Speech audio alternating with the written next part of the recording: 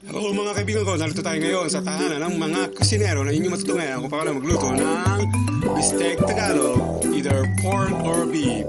Ibabat po natin ang baboy sa lemon at soy sauce, gayatin na natin ng manibis ng 3 to 4 hours.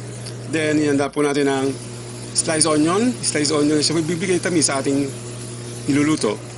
Sulukan po natin pinapainit ang kawali na may mantika na siya natin pagpipituan ng binaban nating pork bistec. Yan po, nilaladag po natin isa-isa, dahan-dahan. Kumbaga, iwas din tayo sa konti. Ayan po, pinapakulang na po natin siya mismo sa kanyang sariling pinagbabara nating toyo and lemon. Ayan po, nakita nyo naman po, medyo mamula-mula na. Hanggang sa timplahan po natin siya ng konting lemon na naayon sa inyong pang-asim. Kumbaga, konting asim, paminta, kumbaga, kung saan din naayon inyong pang-alat.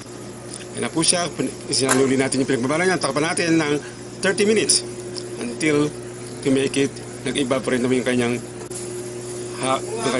tubig. Hanggang ngayon po, nakita nyo medyo mababaw na ang kanyang pinagpapakuluan.